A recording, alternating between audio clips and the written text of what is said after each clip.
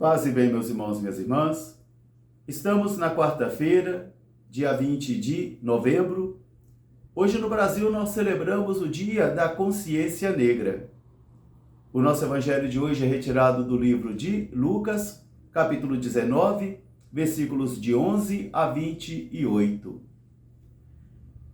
Naquele tempo, Jesus acrescentou esta parábola, porque as pessoas que caminhavam atrás dele pensavam que o reino de Deus chegaria logo. Então ele contou esta parábola.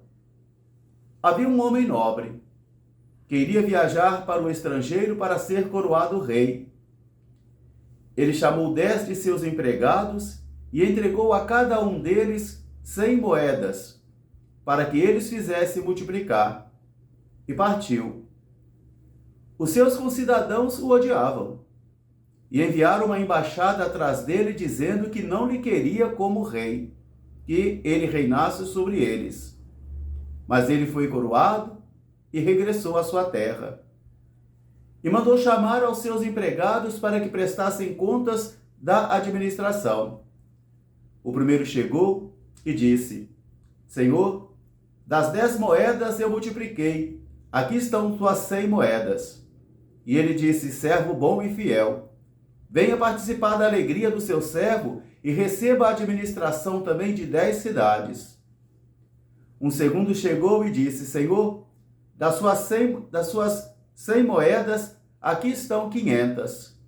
E ele também disse: servo bom e trabalhador, te darei a administração de 5 cidades. Um terceiro chegou e disse: Senhor, eu sei que és um homem cruel, que colhes onde não plantaste e recebe também o que não deste. Por isso eu tive medo e escondi as 100 moedas num pano. Tome aqui o que lhe pertence.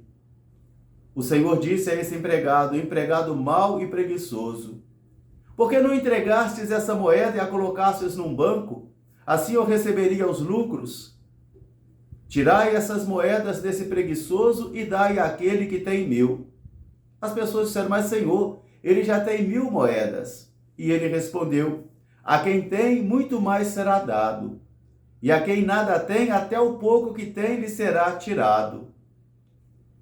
E quanto a esses inimigos que não queriam que eu regressasse e reinasse sobre eles, trazei-os todos aqui e matai-os em minha presença. E Jesus prosseguiu o seu caminho para Jerusalém, e os seus discípulos caminhavam atrás dele. Palavra da salvação. Meus irmãos, minhas irmãs, novamente estamos diante do mistério da palavra de Deus. E às vezes as parábolas são complexas e também de difícil interpretação.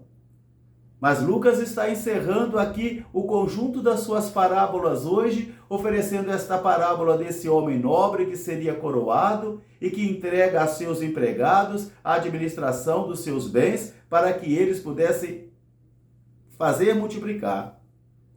Na primeira leitura de hoje, nós vamos contemplar uma liturgia celestial, porque João é conduzido pelo Espírito para esta visão. E ele então vai mostrando a visão mística ou espiritual que ele tem, como se ele estivesse participando de uma grande celebração, de um grande culto, e no trono estava assentado aquele que é todo-poderoso. Ao redor dele estavam ali 24 tronos e 24 anciãos vestidos de branco com as suas coroas, e também 4 seres alados. 4 seres alados, e estes seres aí depois ficaram como símbolos dos nossos evangelhos. E é interessante essa visão mística de João, porque é uma celebração de culto, né? É uma celebração de culto. E enquanto os seres alados louvavam e adoravam aquele que é Senhor e dono de todas as coisas, os 24 anciãos dobravam o rosto por terra, adoravam e diziam: teu é o trono, o reino, o poder e a glória para sempre. As mesmas palavras que nós utilizamos na nossa Santa Missa. Porque para compreendermos a nossa Santa Missa também, é muito importante que compreendamos um pouco o livro do Apocalipse, da liturgia do céu. Porque na nossa missa também, todo o ato de louvor, de adoração, é dirigido ao Pai, em nome de Cristo. E também nós dizemos como os anciãos: Santo, Santo, Santo, Senhor Deus do universo, o céu e a terra, teu é o reino, o poder e a glória para sempre. Então, com este espírito litúrgico, com este espírito do poderio de Deus, da supremacia de Deus sobre a história, porque aqui João está dizendo que o Senhor é o Senhor da história. Ele é o dono da história. É Ele que vai conduzindo a vida e o destino de cada homem e de cada mulher. Por isso, então, a Ele o louvor e a adoração sempre. Agora, então, nós encontramos Jesus caminhando para Jerusalém, para a culminância da sua missão. E atrás dele uma grande multidão curiosa, e justamente também os seus discípulos indecisos. Então, percebendo que as pessoas pensavam que o reino de Deus chegaria agora, nesse momento, logo, Jesus então propõe mais esta parábola. Deste homem nobre, é uma parábola, hein? Que vai viajar para o estrangeiro, mas que antes de viajar, ele entrega a 10 dos seus empregados suas riquezas, para que eles pudessem investir, para que eles pudessem fazer multiplicar. E assim, enquanto o Senhor não regressa, então, os seus empregados ficaram administrando o seu patrimônio. E assim também é a nossa vida. Enquanto aguardamos a vinda do Senhor, porque creio que Ele há de vir de julgar os vivos e os mortos, nós também trabalhamos. Nós também o servimos, fazendo multiplicar os dons que Ele nos deu, porque tudo é do Pai. Tudo pertence ao Pai. Como nos ensinou nosso Pai São Francisco, a única coisa que nos pertence são nossos pecados. No mais, todo carisma, todo ministério, todo dom é um presente ou um empréstimo que o Senhor nos fez para que nós pudéssemos fazer multiplicar, para que nós pudéssemos servir a Ele até que Ele volte. Então, nós temos os 3 empregados. O primeiro investiu as 100 moedas e obteve 1.000. Vai administrar 10 cidades.